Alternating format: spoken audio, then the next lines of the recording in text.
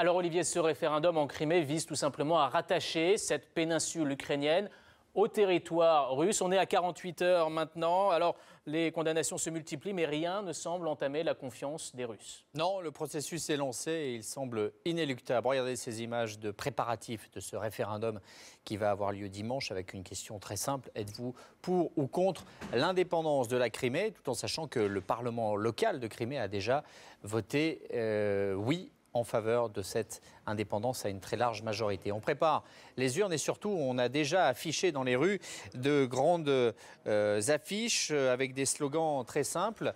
Zmieste v Rossi, ce qui veut dire ensemble avec les Russes. Vous pouvez lire à d'autres endroits où vous pouvez voir des messages beaucoup plus simples où vous avez les deux drapeaux de la Crimée, l'un avec une croix gammée pour dire que le choix se résume entre le fascisme, c'est ainsi que Moscou désigne ce qui se passe à Kiev, sous prétexte qu'il y a des mouvements d'extrême droite qui ont participé au Maïdan, ou alors une Crimée qui serait sous le régime russe. Symboliquement, déjà, les choses aussi vont très vite puisque des militants favorables à ce rattachement à la Russie changent le nom des rues et passent dans l'ensemble des rues de Simferopol, de Sébastopol, avec leurs escabeaux et leurs petits stickers pour corriger, alors il n'y a pas une grande différence entre l'ukrainien et le russe, mais pour corriger l'orthographe des noms des rues et des villes pour qu'ils soient russes. Réponse à cette loi qui avait été votée 2 semaines après la révolution du Maïdan, qui interdisait l'utilisation du russe comme langue officielle.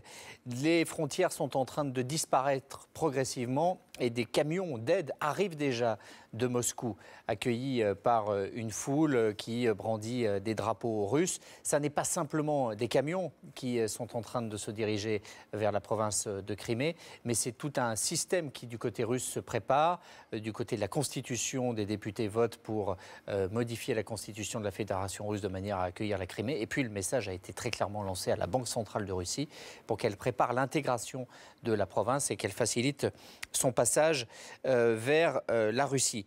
À Kiev, on est un peu désemparé.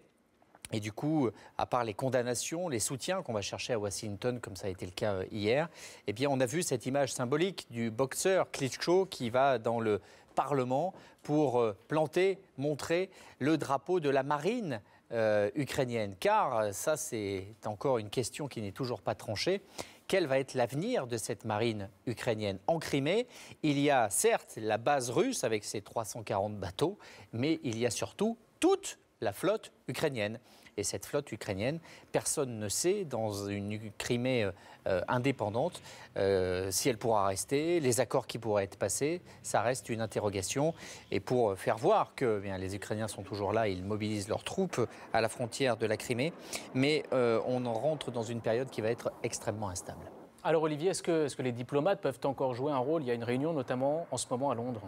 Écoutez, les diplomates se réunissent, Kerry, Lavrov, les deux ministres des Affaires étrangères américains et russes se voient en ce moment à Londres pour échanger et pour mesurer à quel point ils ne sont pas d'accord. Il n'y a pas d'animosité, il n'y a pas de tension, il y a simplement un dialogue de sourds. D'un côté, les États-Unis, les Européens disent que ce référendum est illégal, qu'il ne pourra pas être reconnu, ce à quoi les Russes répondent que le problème n'est pas la légalité. D'ailleurs, lors de l'indépendance du Kosovo, les Américains et les Européens avaient bien accepté qu'une intervention soit faite sans l'accord de l'ONU. Donc c'est un véritable dialogue de sourds qui se poursuit et qui fait suite à des épisodes que l'on connaît déjà. Regardez cette carte, il y a d'autres provinces déjà qui ont par référendum voté leur indépendance et qui ont fini par être reconnues uniquement et simplement par la Russie. C'est l'Abkhazie, c'est l'Ossétie du Sud, c'est la Transnistrie, liste auquel il faudra rajouter maintenant la Crimée. Ce que vous voyez, ce sont évidemment les navires ukrainiens et les navires russes dont je vous parlais un petit peu plus tôt.